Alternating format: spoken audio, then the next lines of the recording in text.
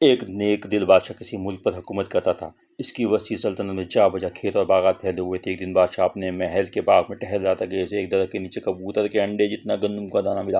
پہلے تو وہ حیران ہوا اور اسے پتھر سمجھا، مگر جب اس نے غور سے دیکھا تو معلوم ہوا کہ وہ گندم کا دانہ ہے جو موجودہ زمانے کے دانے سے کئی گنا بڑا ہے۔ بادشاہ نے فوراً باغ کے مالی کو بلایا اور اس سے پوچھا، ہمیں اس گندم کے بارے میں بتاؤ، یہ کہاں سے آیا؟ بیچارہ مالی پریشان ہو گیا کیونکہ وہ خود اتنا بڑا گندم کا دانہ پہلی بار دیکھ رہا تھا۔ اس نے جواب دیا، بادشاہ سلامت، میں نے ایسا دانہ آج سے پہلے کبھی نہ دیکھا اور نہ اس کے بارے میں کبھی سنا۔ شاید آپ کے وزیروں میں سے کسی کو اس کے بارے میں علم ہو۔ بادشاہ کو یہ مشورہ اچھا لگ گیا۔ اس نے فوراً تمام وزیروں کو دربار میں بلا لیا۔ جب سب آ گئے تو اس نے ایک پلیٹ میں رکھے گندم کے دانے کی طرف اشارہ کر کے کہا، آج ہمیں یہ بڑا سا گندم کا دانہ اپنے باغ میں ملا ہے، شاید کوئی پرندہ وغیرہ اٹھا کر لایا ہوگا۔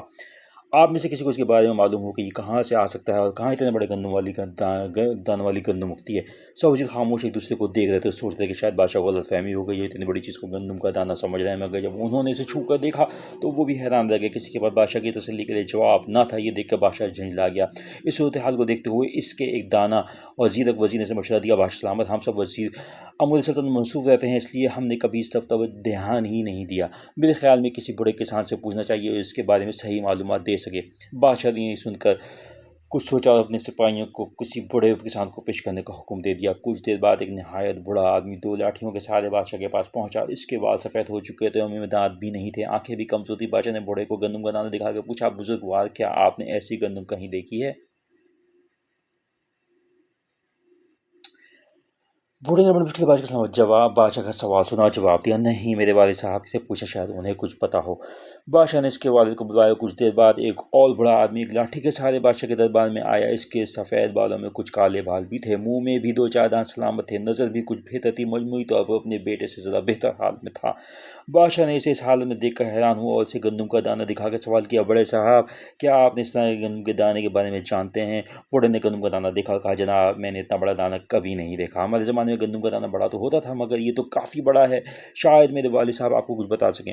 بادشاہ نے بے چینی کے عالم میں اس بوڑھے کے باپ کو دربار میں بلوایا۔ کچھ دیر بعد ایک شخص بغیر کسی لاٹھی کے سہارے دربار میں داخل ہوا۔ اس کے سر پہ بال آدھے سفید اور آدھے کالے تھے، منہ میں دانت بھی اپنے بیٹے اور پوتے سے زیادہ تھے، یعنی یہ بوڑھا صحت کے معاملے میں اپنے بیٹے اور پوتوں سے کئی گنا اچھی حالت میں تھا، حالانکہ یہ کافی بوڑھی عمر کا تھا۔ بادشاہ سے دیکھ کے مزید حیران ہو گیا۔ اس نے بوڑھے کو گندم کا دانہ دکھا کر پوچھا، حضرت، کیا آپ نے ایسی گندم کہیں دیکھی ہے؟ بوڑھے نے گندم کا دانہ بڑے غور سے دیکھا اور پھر خوشی سے مسکراتے ہوئے بولا، جی بادشاہ سلامت۔ بادشاہ نے حیرانی سے اچھلتے ہوئے کہا، سچ؟ مگر کہاں؟ بوڑھے نے جواب دیا، جناب، گزرے زمانے میں ایسے ہی گندم کے دانے ہوا کرتے تھے، لوگ انہیں پیس کر خوب آٹا حاصل کرتے تھے، ان کا ذائقہ بھی لاجواب تھا۔ بادشاہ بولا، اچھا، اس زمانے میں گندم اتنی بڑی کیسے ہوتی تھی؟ اس بوڑھے نے مسکراتے ہوئے جواب دیا، بادشاہ سلامت، اس دور میں زمین ساری اللہ ہی کی سمجھی جاتی تھی، ہر شخص اپنی ضرورت کے مطابق کاشت کرتا اور اس سے اپنے گھر والوں کا پیٹ پالتا، ان کا ذائقہ بھی لاجواب تھا۔ بادشاہ بولا، اچھا، اس زمانے میں گندم اتنی بڑی کیسے ہوتی تھی؟